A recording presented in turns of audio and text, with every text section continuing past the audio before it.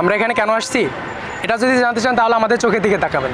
Shakib Al Hasan MP কেন হয়েছে বা রাজনীতির সাথে কেন জড়িত হয়েছে এটা আগে মানে ক্লিয়ার করা হোক। দুনিয়া উল্টা যাক না কেন আপনার ভক্তরা আপনার পাশে আছে। সাকিব আল হাসান তার মাগুরায় ক্যান্সার হসপিটাল থেকে শুরু করে একটা বিশ্বমানের মানে শিক্ষা প্রতিষ্ঠান মানে তৈরি করতে চেয়েছিল, এবং এইগুলো যে স্বপ্ন এগুলো কি কোনো রাজনৈতিক দলের সাথে যোগদান না হলে কি মানে সম্পূর্ণ করা পসিবল? মানে আপনাদের জায়গা থেকে বলে একটা মানুষ কি পারে এটা? সে মানুষের জন্য করতে কেউ আপনারা নিজেরা বলতে পারবেন মানে সে কারো ক্ষতি করছে? আপনারা খোঁজ নিয়ে দেখেন হাজার হাজার মানুষকে সে সাহায্য করে বেড়াচ্ছে, এখন পর্যন্ত করে বেড়াচ্ছে।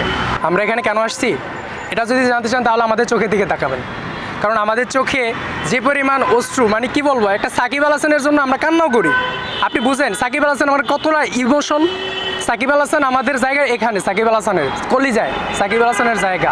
সে যেটা করেছে সেটা আমরা ভুলিনি। সাকিব আল হাসানের অর্জন, সাকিব আল হাসানের গর্জন, সাকিব আল হাসানের উইকেট, সাকিব আল হাসানের বল, সাকিব আল হাসানের ব্যাট, সব কিছুর জন্য আমরা অনুপ্রাণিত, এবং ক্রিকেট তার জন্যই অনুপ্রাণিত হয়েছি। তার জন্যই ক্রিকেট আমরা দেখা বড় হয়েছি, এবং তার ক্রিকেটে এখন শেষ পরিণতি দেখা আমাদের চোখে অশ্রু চলে আসে, চোখে পানি চলে আসে। আমরা একটা বার্তা জানিয়ে দিতে চাই, আপনারা যারা সরকার প্রতিনিধি রয়েছেন তারা একটা কালচার তৈরি করেন যাতে যদি বাংলাদেশকে যারা রিপ্রেজেন্ট করে তাদেরকে প্রপার সম্মানটুকু আপনারা দেন। যদি আপনারা সম্মান দিতে ব্যর্থ হন বাংলাদেশ ব্যর্থতায় পর্যবসিত হবে। আমরা কোনো অ্যাঙ্গেল থেকে দেখতে পাচ্ছি না বাংলাদেশ সাকিবের চেয়ে ভালো কোনো ব্যাটসম্যান নাই।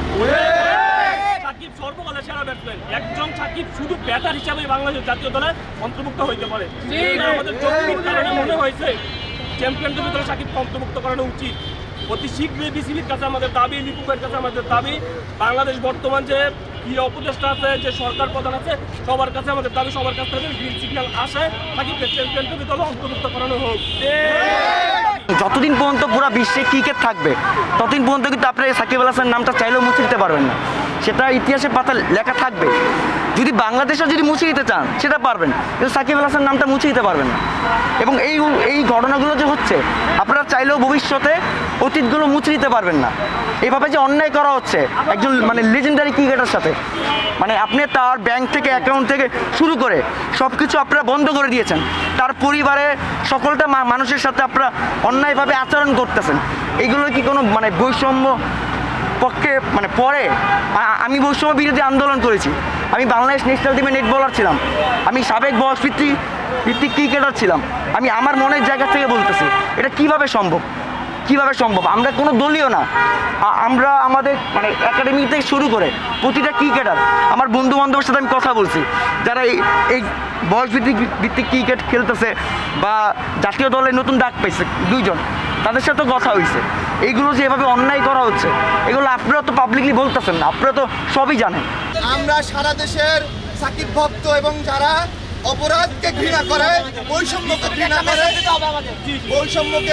করে, আমরা এই বৈষম্য বিরোধী বাংলাদেশে দাঁড়িয়ে সমস্ত বৈষম্য বিরোধী মানুষদেরকে একত্রিত করে আমরা একটা মেসেজ দিব এবং আরো বড় আকারে সাকিব আল হাসানকে দলে ইনক্লুশনের জন্য আমরা দাবি জানাবো।